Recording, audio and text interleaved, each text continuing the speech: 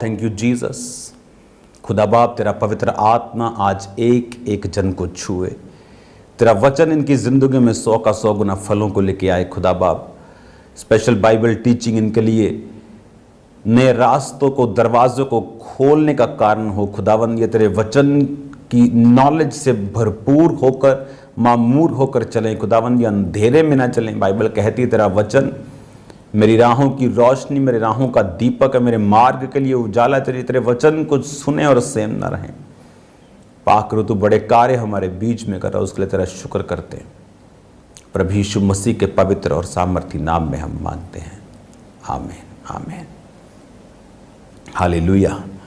God bless you all. खुदावंद की presence में स्पेशल बाइबल टीचिंग में आपका स्वागत है। मेरा बिलीव है कि आप लोग खुदावंद के नाम में बरकतों को पा रहे हैं। संडे खुदावंद ने बड़े कामों को किया, थर्सडे बड़े कामों को किया। बटाला ब्रांच के लिए परमेश्वर का एक बार जोर से धन्यवाद करो। खुदावंद ने बड़ा काम किया है। फर्स्ट संडे मुझे सब तरफ से रिपोर्ट्स आई कि गुरदासपुर के लोग वहीं थे, खामरा चर्च के लोग एक्स्ट्रा थे, अमृतसर के लोग ज़्यादा थे, बटाला के लोग रिकॉर्ड ब्रेक कर दिया उन्होंने। खुदावंद के नाम में तारीफ करो जोर से, बटाला ब्रांच के लिए जोर से जोर से जोर से। और कॉन्ग्रेचुलेशन डिलीवरेंस वीक्स के लिए जो शुरू हो चुके हैं। ये थर्सडे इसकी स्टार्टिंग है, तो आपका स्वागत है थर्सडे ब्रांच में, मेन चर्च में। और मैं आपको बताना चाहता हूँ होली स्पिरिट के द्वारा कि जब कभी भी परमेश्वर ने आपको डिलीवर करना हो, वो अपने वचनों के साथ आपको जोड़ता है। जब आप परमेश्वर के वर्ड के साथ जुड़ते हैं तो वो अपने वचन के ज़रिए आपसे बात करता है। मैं बहुत बार लोगों को, अपने पास्टर्स को, सन्स को, स्पिरिचुअल डॉटर्स को बता चुका हूँ कि जब भी तुम प्रीचिंग करने के लिए जाओ, कभी भी बाइबल इस रीति से मत पढ़ो तुम्हें प्रीच करना है। बाइबल पढ़ो अपनी ऑन मेडिटेशन के लिए, अपने भले के लिए, खुदा के करीब जाने के लिए, उसको समझने के लिए। और तब परमेश्वर का आत्मा आपसे बात करता है, और तब परमेश्वर का आत्मा भेदों को आप पर जाहिर करता है। जब आप वचन के साथ जुड़े हुए होते हैं तो परमेश्वर का आत्मा अपने भेदों को आप पर रखता है। बहुत से लोग मैंने देखा है, जब वो वचन पढ़ते हैं और परमेश्वर का आत्मा उनसे बात नहीं करता, उसके कई कारण उनकी लाइफ में होते हैं। एक कारण पाप का उनकी ज़िंदगी में होना, कि वो बाइबल को एक रिलीजियस पुस्तक की तरह पढ़ रहे हैं। जिस बाइबल को वो पढ़ रहे हैं, उस बाइबल के लेखक जीसस क्राइस्ट की आत्मा के साथ उनका कोई संबंध ही नहीं है। एक तरफ वो व्यभिचार कर रहे हो, दूसरी तरफ वो बाइबल पढ़ रहे हैं, तो परमेश्वर क्या भेदों को उनकी लाइफ पर जाहिर करेगा। लेकिन अगर आप परमेश्वर के भेदों को लेना चाहते हैं, आप उसके साथ एक मन होने चाहिए। आपको आपका परम मित्र ही आपको सीक्रेट बातें बताता है। राह चलने वाला व्यक्ति आपके साथ सीक्रेट बातें शेयर नहीं करता। अगर आप रोज परमेश्वर के साथ बैठते हैं तो ही आप उसके मित्र हैं। अगर आप उसको हफ्ते बाद मिलते हैं तो आपकी मित्रता है, लेकिन वो टाइप की मित्रता नहीं है कि परमेश्वर आपसे अपनी गहरी बातों को शेयर करे। इसलिए मैंने संडे समझाया था कि सब दास एक समान नहीं हैं। परमेश्वर अब्राहम के विषय में कहता है, क्या मैं जो सदोम अमोरा को कर रहा हूं, क्या अब्राहम से छुपा के रखूं? क्या अब्राहम जो अपने घराने को भी अपने पास आज्ञा देगा कि मेरी राहों पे चलो, क्या मैं उससे इन बातों को छुपा के रखूं? तो परमेश्वर, बहुत से और यहूदी भी होंगे और बहुत से अब्राहम की तरह परमेश्वर को मानने वाले होंगे, लेकिन परमेश्वर अब्राहम को अपना मित्र कहता था। ये संभव है जब आप परमेश्वर के वचन के साथ जुड़ते हैं, आप परमेश्वर की आत्मा को प्रसन्न रखते हैं। और ये जब मैंने संडे आपको एक बात बताई कि परमेश्वर के भवन के साथ जुड़ना क्यों ज़रूरी है, क्योंकि जब आप बाइबल के वचनों को पूरा करने लगते हैं, आप पवित्रताई में जीना शुरू करते हैं, आप प्रेयर्स करना शुरू करते हैं, आप फास्टिंग करते हैं, आप बीजों को बोते हैं, तो भवन, बाइबल ये भी कहती है, पौलुस कहता है कि कलीसियाओं की रीति के अनुसार इकट्ठे होना नहीं छोड़ना। सप्ताह के पहले दिन, संडे वाले दिन, पहले लोग सैटरडे इकट्ठा होते थे, शनिवार इकट्ठा होते थे, सब्त का दिन था, लेकिन उसके बाद संडे हो गया यीशु मसीह के जी उठने का दिन। पौलुस कहता है इकट्ठा होना नहीं छोड़ना। लेकिन आज लोग बोलते हैं घर बैठकर परमेश्वर की बंदगी कर लेते हैं, घर बैठकर वचन सुन लेते हैं, आज गेस्ट ने आना है, आज काम है, लेकिन बाइबल कहती परमेश्वर ने सख्त हुक्म दिए थे कि छठे दिन कुछ नहीं, 6 दिन के बाद 7वां दिन कुछ मत करना, विश्राम करना, भवन में जाना। और अब जब परमेश्वर ने ग्रेस का युग दिया है, जब यीशु मसीह ने अपना राजा, अपना याजक हमें बना दिया, तो हमें कितना और अधिक उनकी आज्ञाओं को मानना चाहिए। और मैंने देखा है जब एक व्यक्ति वचन के साथ जुड़ा हुआ होता है, वो भवन के साथ जुड़ा हुआ होता है। बाइबल कहती मूसा भी जब छुड़ाया गया, आप अगले पार्ट में कल उसे सुनेंगे इस वचन को, उसने कहा था कि मैं यहोवा का निवास स्थान बनाऊंगा। निवास स्थान के साथ दाऊद भी प्रेम करता था, मूसा भी प्रेम करता था। जीसस को बाइबल कहती, जीसस ने कहा था तेरे घर की धुन मुझे खा जाएगी, तेरा घर प्रार्थना का घर कहलाएगा। हालेलुया। और उसने कहा था तेरे घर की धुन मुझे खा जाएगी। एक व्यक्ति जब आत्मिक होता है, आप उसकी लाइफ में नोटिस करेंगे परमेश्वर के भवन के लिए उसके हृदय में एक अलग प्रकार का प्रेम होता है। और जितने लोग आत्मिक दिखते हैं लेकिन होते नहीं, ऐसे बहुत से लोग हैं। मैं आपको लिस्ट बता सकता हूं ऐसे प्रचारकों की, खासकर इवेंजलिस्ट लोगों की, जो लोग जब जाते हैं प्रीच करने तो लंगड़े चलते हैं और लाखों लोग इकट्ठा होते हैं, रियल में लाखों। मेरे क्रूसेड्स में लाखों लोग जब आते तो मैं आपको बता सकता हूं रियल में लाखों किसे कहते हैं। वो फेसबुक वाला, यूट्यूब वाला लाखों नहीं कि पिक्चर को एडिट कर करके लाखों कैसे दिखाना है, वो वाला लाखों नहीं, असली वाला लाखों। हालेलुया। और संडे को उनका अपना चर्च नहीं, इवेंजलिस्ट हैं, और संडे को वो चर्च जाते हैं किसी और पास्टर के पास। Great man of God, great believers भवन के साथ जुड़े हुए मिलेंगे आपको। ग्रेट लोग परमेश्वर के भवन के प्रति स्पेशल प्यार रखेंगे, कभी मिस नहीं करेंगे। संडे रिश्तेदारों को बोल के रखते हैं नहीं आना। मेरे क्रिश्चियन रिश्तेदार उनको बोल के रखा है संडे मॉर्निंग मेरे घर पे नहीं एंटर करना। परमेश्वर के भवन में मैं जा रहा हूं, मुझे अपनी स्पिरिट को मेंटेन करके जाना है, फालतू बातों को मैं करके नहीं जाऊंगा।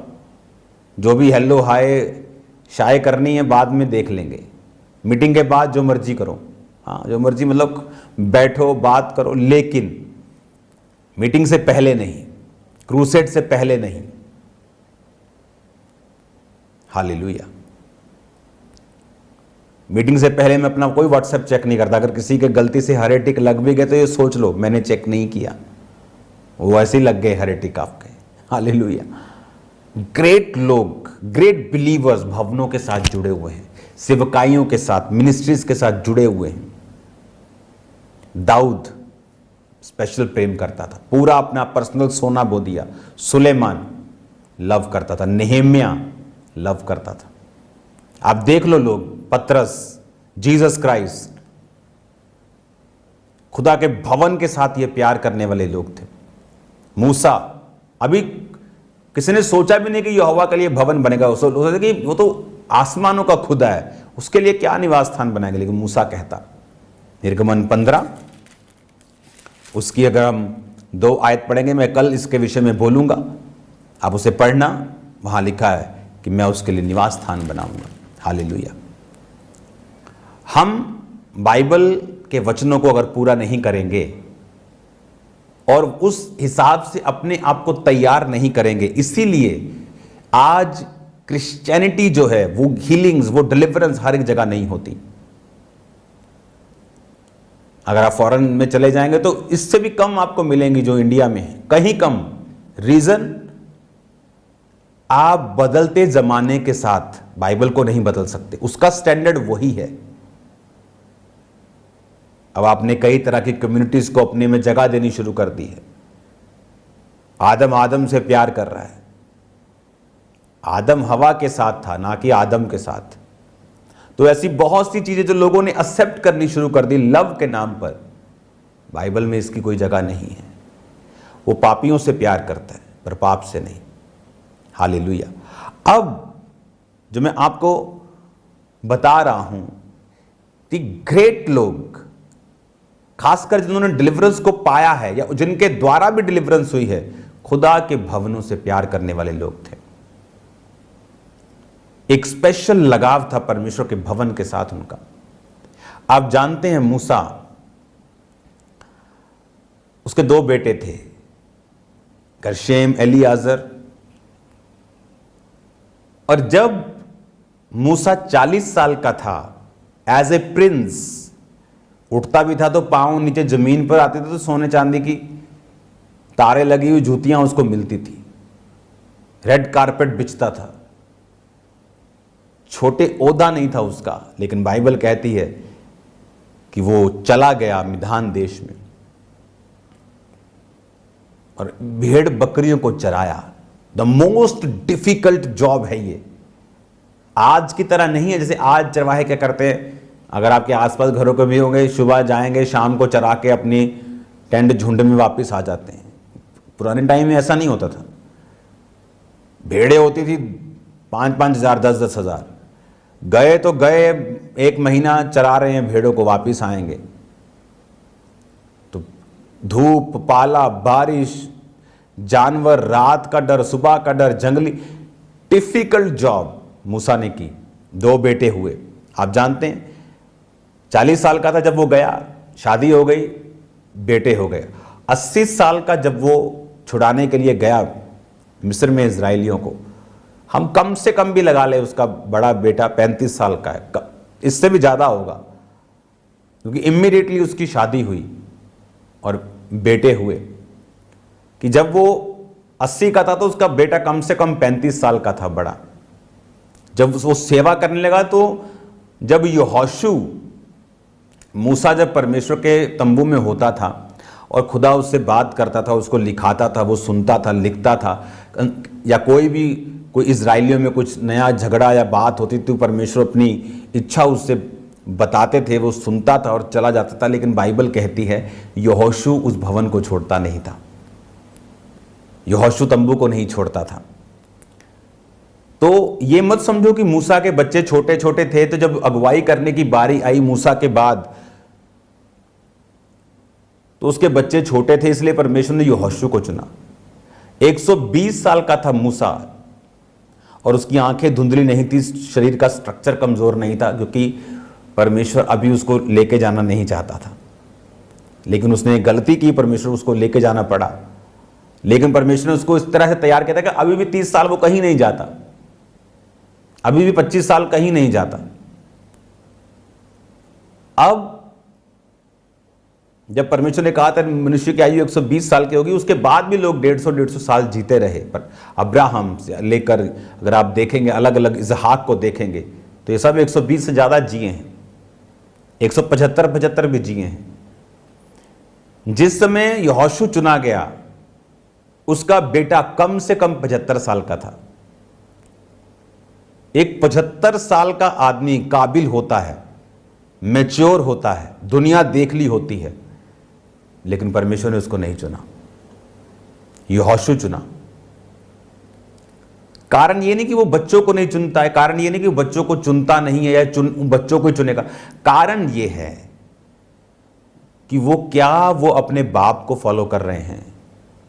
अब दाऊद के बाद परमेश्वर ने सुलेमान, उसके बेटे को चुना, क्योंकि सुलेमान ने उसकी गवाही को फॉलो किया। उसके बच्चे अगुवाई के लिए नहीं चुने गए। जब मूसा आ रहा था छुड़ाने के लिए इजराइलियों को, तो परमेश्वर ने रास्ते में मूसा को मारना चाहा, बाइबल कहती है। बड़ा इंटरेस्टिंग ये सब्जेक्ट है। और क्यों परमेश्वर किसी को मारेगा जिसको वो चिन्ह दे के भेज रहा है? क्योंकि बाइबल कहती है उसके पुत्रों का खतना नहीं हुआ था, तो उसकी मां ने उसके पुत्रों का खतना किया। वो छोटे नहीं थे तब, ये यंग थे, अडल्ट थे, अडल्ट से टप चुके थे, आगे थे। परमेश्वर पक्षपात नहीं करता, और स्पिरिचुअली अगर उनका वो स्टैंडर्ड नहीं था तो परमेश्वर ने उन्हें नहीं चुना मूसा की जगह के ऊपर। यहोशू चुना गया। क्यों? अगर आप उसकी लाइफ देखें, मूसा के चले जाने के बाद भवन से यहोशू वहीं रहता था, भवन के साथ प्यार। सुलेमान का परमेश्वर के भवन जाते वक्त 1000 और हजारों बलियों को चढ़ाना, प्रभु ने कहा क्या चाहिए तेरे को। हालेलुया। अगर आप विश्वासी हैं और आप चर्च के साथ प्यार, भवन के साथ प्यार नहीं करते, कहीं कमी है आपकी लाइफ में, शैतान कहीं काम कर रहा है। हालेलुया। क्योंकि अगर आप एक अच्छे बिलीवर हैं तो मेरे को, मैं आप गिनाता हूं, मूसा, यहोशू, गिन लो, नेहेमिया, एजरा, चेक कर लो। डैनियल किसकी तरफ प्रार्थना करता था मुंह करके तीन बार दिन में? उसके भवन की ओर। एक विश्वासी का एक भवन के साथ जुड़े होना इतना जरूरी है जितना आपके शरीर में ब्लड का होना। किसी में कम होता है ब्लड, वो जीता है पर मरते मरते जीता है। ऐसे ही वो लोग क्रिश्चियन हैं जो भवनों के साथ जुड़े हुए नहीं हैं। मेरा बिलीव है आप लोग इस वचन, क्योंकि छुटकारा जो होता है वो ऐसे नहीं होता जिस तरह लोग समझते हैं कि एक पादरी आएगा, प्रेयर करेगा, छुटकारा हो जाएगा। सिंपल इस तरह से नहीं होता। यीशु मसीह की चर्चिस को अखाड़े मत बनाओ जहां पर हाला ला ला ला ला हो रही, फेसबुक से 2-3 डाटा चेक किया, 2-3 लोगों को खड़ा किया, प्रोफेसियां मारी और आ गए। नो नो, डिलीवरेंस बहुत चीजों पर निर्भर करती है। एक घर सिर्फ सीमेंट ईंट से नहीं बना हुआ, हजारों प्रोडक्ट्स लगे होते हैं। डिलीवरेंस के लिए आपको सब तरफ से मैं गाइड करूंगा, वचन आपको दूंगा और आप डिलीवर होंगे यीशु मसीह के नाम में। तैयार रहो, थर्सडे मीटिंग के लिए डिलीवरेंस स्टार्ट होगी। खुदावंद का आत्मा बड़े काम आपकी लाइफ में करेगा। कल के वचन को मैं जारी रखूंगा इसको, और आप इसका सेकंड पार्ट सुनेंगे। आप सेम नहीं हैं यीशु मसीह के नाम में। God bless you all. खुदावंद आपके साथ हों, और थर्सडे खुदावंद के भवन में तैयारी के साथ, स्पिरिट में, 4 पड़ोसियों को साथ लेते हुए, और खुदावंद ताकि आप सब तरफ बोते रहें, रूहों को बोते रहें, ताकि आपकी डिलीवरेंस जो है वो जबरदस्त रीति के साथ हो और नोटिस करने वाली डिलीवरेंस हो। जब ब्रांच खुलती है तो नोटिस होती है, ये क्या हो रहा है, एकदम से ये एक महल कहां से प्रकट हो गया एक दिन में। अगर आप पहले से आत्मिक मेहनत करेंगे, आपकी डिलीवरेंस, आपकी बरकत नोटिस करने वाली होगी। God bless you all. खुदावंद की प्रेजेंस में मिलते हैं थर्सडे। अपनी आंखों को बंद करो, मैं आपको ब्लेस करता हूँ। खुदा बाप, थर्सडे इनकी गाड़ियाँ, इनके व्हीकल तेरे लहू में छुपाए जाएं। तेरे भवन में आने वाले लोग डिलीवर हों। जो तेरे भवन से प्यार करते वो आज़ाद हों। तेरा आत्मा इन्हें छुड़ाए प्रभु यीशु के नाम में। आमीन, आमीन। God bless.